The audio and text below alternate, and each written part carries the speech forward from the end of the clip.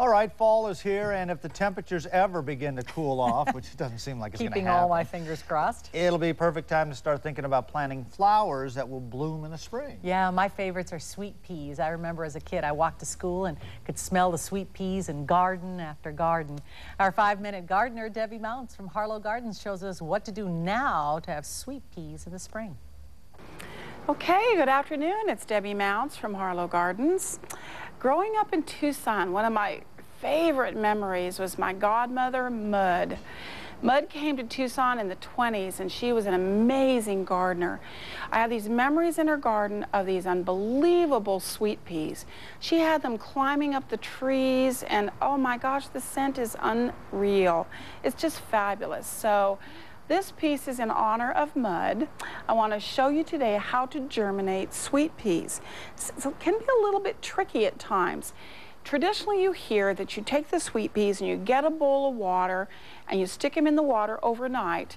That's because sweet peas have a really hard shell around them. You need to do something to kind of break through that hard shell in order for that sweet pea to germinate.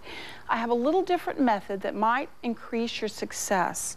Now, one thing I want to show you here is I have a little bag of sweet peas here, a little set packet of sweet peas, and on each sweet pea, if you look very closely at the sweet pea, there is a side of the sweet pea that has what they call an eye. It's basically like a little dot on the sweet pea, but that is the eye of the sweet pea. One of the things that you can do to increase your success on sweet pea germination is to nip the other side of the sweet pea, or I brought a file today. We're going to take that opposite side of the sweet pea, and I'm just going to rub the file across the sweet pea away on the opposite side of the eye to try to break through that shell a little bit. Okay, and you can do this first. The other thing that you can do is, then we're going to put them in this container here, but let me show you. I just have a paper towel that I folded up.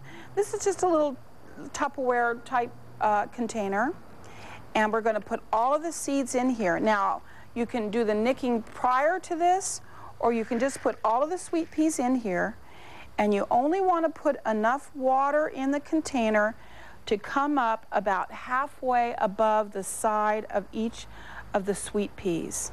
You don't want them to be drowning. You really don't want them floating in the water. So now the water is up about halfway, and that paper towel is going to keep them nice and wet overnight. So then I'm just going to put my lid on it, keep it nice and airtight, and I'm going to burp it. And tomorrow, when you open it up, the ones that are ready to be planted have swelled and are ready to go in the ground. Or if there's any that haven't swelled, you can pull those out, take your file, and do what I did on that first sweet pea, and then go ahead and plant them about 1 inch in the ground. Okay, Debbie, and how many actually popped? Well, this is actually a different batch because Okay. we did this a couple weeks ago, but this is ones I did yesterday, and there's probably a good half of them in here that did swell. And I can show you on camera the difference when you're looking. See, this guy has swelled up, and this little guy is still black. Yeah, hold your and hand hard. still there so we can get it on 3. So you can see which one can be planted. I see, And the bigger one. This guy right here, the bigger one, can go right in the ground. This other guy needs a little filing and needs to go back in the container overnight again. And will all of them eventually swell? Yeah, and well, you may not get all of them to do that, but it certainly beats the heck out of digging and planting them and having nothing come up after all of your hard work. If you just do a little bit of preparation, the rewards are just phenomenal. Kind of like training wheels for these things. Exactly. It just kind of help them along. Exactly. It gives them a little bit of a boost is all it does, really. And what's the point of filing the other side? Well, all it does is it just breaks through that really hard shell that the sweet peas Allows have. the water and moisture to Right. get in there. It allows the moisture to get in there and for them to swell and then germinate. And if you had these in here for like another week, they would actually start to give you a little shoot on them and such. Now, would you want them to have that shoot? Or is it too late at that point? You can do that. Sometimes, if you wait too long, they can kind of start to rot on you. They can get too wet and start to go downhill on you. Now, in a minute, we need to find out how deep you plant them, how many you plant, and when you can start to see flowers. Okay. You plant them about an inch deep, half an inch to an inch deep, not very deep at all, only about this deep.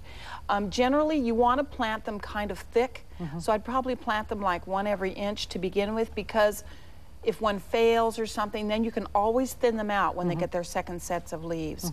You won't see flowers until the springtime. In the springtime is when, because what will happen is they'll come up, you'll get your little plants now, and then they'll sit there and they'll wait. They'll wait for springtime. They're just waiting, you know, they're little waiting guys. And then in the spring, when it starts to break, when the cold starts to break, then they just take off and grow. And then in the spring, generally you'll start to see flowers, depending upon the variety, mid-February and in March. And quickly, they do need a trellis, something to climb up on. Yes, well, unless you do the knee-highs. There are knee-highs. Okay, all right. Oh, I just love them. I'm going to plant some this year. Fabulous. They're fabulous. Okay, All right, good thank stuff. you.